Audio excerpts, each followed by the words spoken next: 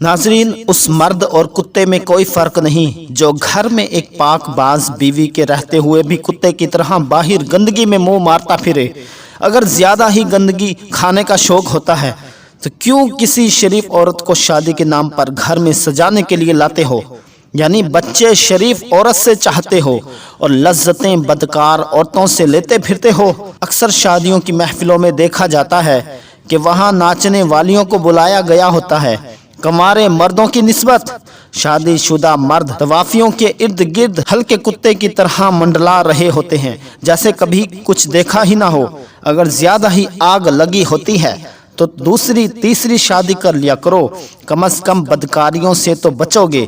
औरतें भी बेवकूफ़ी की हद करती हैं, मर्द की बदकारी कबूल कर लेती हैं, लेकिन मर्द की दूसरी बीवी को बर्दाश्त नहीं कर सकती।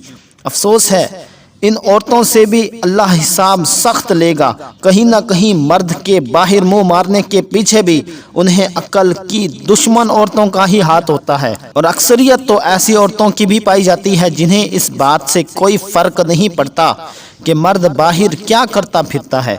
उनका वाहियात फलसफा ये होता है कि शाम को मर्द वापस तो बीवी के पास ही आता है। याद रखें, औरत मर्द शादी के बाद एक दूसरे के गुनाह सवाब के दोनों जिम्मेदार होते हैं।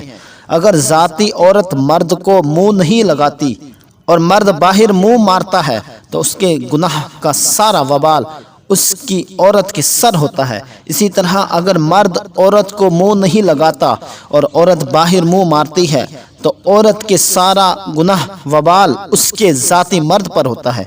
एक दूसरे के गुनाह समेटने से बेहतर है एक दूसरे के साथ पूरी ईमानदारी से रिश्ता निभाएं, एक दूसरे की ख्वाहिशात के मुताबिक चलते हुए एक दूसरे की ख्वाहिश नफ्स को पूरा करें, ताकि गंदगी में मुंह मारने की कभी नौबत ही ना आए।